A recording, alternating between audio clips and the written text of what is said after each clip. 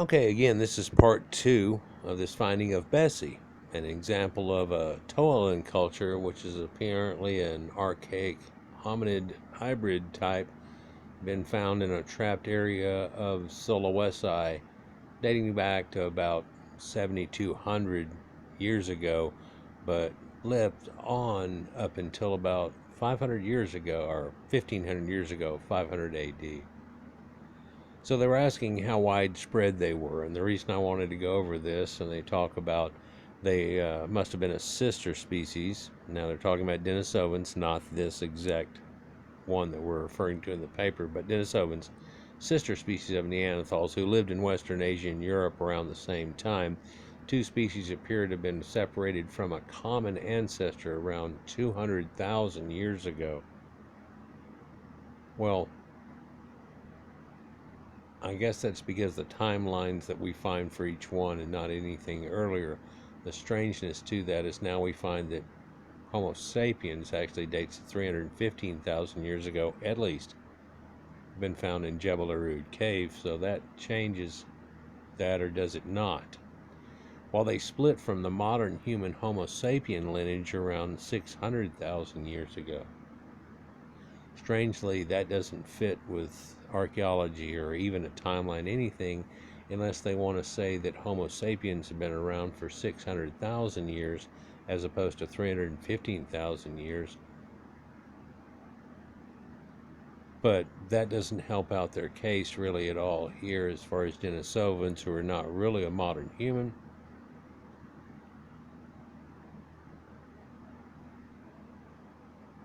And doesn't help Besse out at all, who's really just a hybrid form here. Last year, researchers even claimed they could have been the first to reach Australia. So Denisovans possibly were the first in Australia. Well, it seems like those cave finds are trying to put that as looking more like a hominid. So is the Denisovan that, and is there that much variation? Because people want to say that it's got this huge amount that goes on. Strange thing about that, whenever they find them and then they said, hey, they had real advanced stuff at about 40,000 50,000 years ago, and they found that bracelet, because now after researching it they realize that bracelet doesn't come from the same strata layer. It's a little bit different here. Another thing we'll get to. Bone and ivory beads found at the Denisovan cave were discovered in the same sediment layers as Denisovan fossils, leading suggestions they had sophisticated tools and jewelry. But layer 11 in the cave contained a Denisovan girl's finger bone near the bottom, but worked bone and ivory artifacts higher up, suggesting that Denisovans could have made the kind of tools normally associated with modern humans. However, direct dating work by the Oxford Radiocarbon Unit ESHE meeting suggests the Denisovan fossil is more than 50,000 years old, while the oldest advanced artifacts shown there are about 45,000 years old, a date which matches the appearance of modern humans elsewhere in Siberia, and it is probably not connected to them. I want you to remember that fact whenever we go over Denisovans again, because if I can find the article I had loaded up, which I lost recently when I lost all my articles that were preset, it discusses something totally different, and everybody tries to give it all this credit off a finger bone, believe it or not, for all these things that apparently had happened by Cro-Magnon type humans and a lot of other people, and right here we can see that that correlates with it, for Cro-Magnon reaches back at this point, and they're talking about it right here. Did they breed with other species? Well, yes, today around 5% of the DNA, this is Denisovans, of some Australians, particularly people from Papua New Guinea, is Denisovan. So more in Papua New Guinea than it is in Australoids. Now researchers have found two distinct modern human genomes, one from Oceania and another from East Asia. Both have distinct Denisovan ancestry. The genomes are also completely different, suggesting that there were at least two separate waves of prehistoric intermingling between 200,000 and 50,000 years ago. Like to pick that apart. E7, help. The researchers already knew people living to today on islands in the South Pacific had Denisovan ancestry, but what they did not expect to find was individuals from East Asia carrying uniquely different type. So, new human type found in cave in Indonesian island. So again, you probably haven't seen it. It's the lead-up picture to this thing. But there's the dig that's there. And just one more time, I'm going to go over what's been shown on a couple of the articles here and in the video about this is this hominid type that had already been admixed. And then the closest thing that they connect it to, skull-wise, by one person at least, is this, which is extremely archaic. Other pictures are shown are this Denisovan and the other Denisovan picture I showed you that looked like this, but it looks a little more like a hobbit, has green eyes and longer hair to it, right? But that's always in the area that they're talking about Denisovans, and not necessarily in the area that they're talking about Besse. When they're talking about Besse, they have this picture for her, the hominid type. So this is another example, apparently, of an archaic human that lived on much longer than people have expected. As indicated in the first part, whenever I went to school, they thought it was hot shit that it was all of a sudden figured out that things overlapped a whole lot and it didn't go 1, 2, 3, 4, but things and hybrids, and now a new thought comes in that hybrids is what's forming all of this that we thought before was a supposed type of evolution. And while evolution is happening because of hybridization, hybridization is driving the evolutionary engine, and it drove it a lot for these archaic human types, would lead to a lot of people that we've been discussing recently.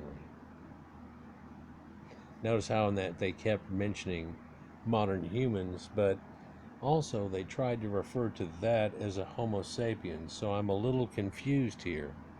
Or is it them? I'm not quite sure. Are we going to start reevaluating all these people? If it really leads to a modern people that we see today or anything, are they going to start saying, well, then that's modern, even though it's a hominid just a few years ago and everybody knows it? Or are they just trying to get cheeky on the idea it led to modern humans? So quite often I leave you with a D&D story or a type of thing. And one time I did an island recreation where they met these people that were very archaic. It was kind of a Gilligan's Island meeting these headhunter type situation. Very touchy situation they had to deal with. But anyhow, these people were trapped on this island and they could not catch this fish. And the reason they could not catch this fish is they couldn't go on beyond the reefs. It was forbidden. It had been forbidden since time known that they have, and and they can show you this old tiki god looking thing, and that guy had set it up. How old's that thing? You look at it and you're like, wow, these people have been doing this for a long time. I don't know how you ever got to this island, but now you're scared to leave. So you find out what the deal is you have to get this one special fish, because he has a special bone in it, and that special bone fits this thing that was like a lock in some Indiana Jones BS that leads to a whole dungeon idea, blah, blah, blah. But this fish will have it, and it's a big old fish, and you have to go out and you have to catch one. So you proceed to break the idea of taboo. And if you were to be unsuccessful catching your fish, when you came back, they weren't going to be real happy that you had broke their taboo. And they were going to think that you were going to cause them all kinds of problems because of what happened. But in that story idea, I talked about a distant island that they didn't know it existed, but it was right there, and you knew it because of y'all's maritime experience, because you see the clouds building up, and it's just right there.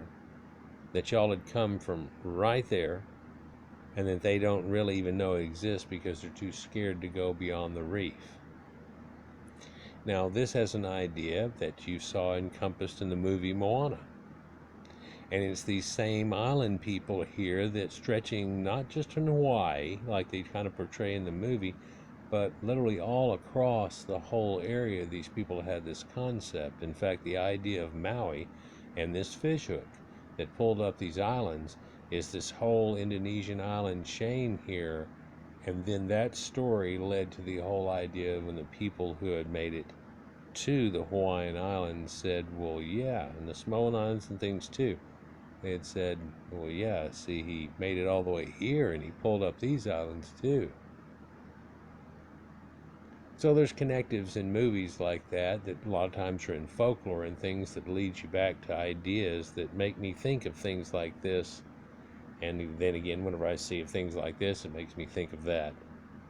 And other things like that little running man that we saw with those motorcycle riders that I talked about in part 1.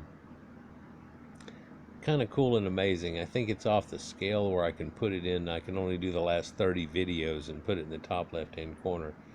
But if I can, I'll tag it up at the end of this one and you'll be able to watch this, for it's not too far away from here.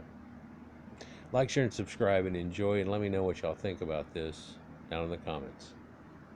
Peace.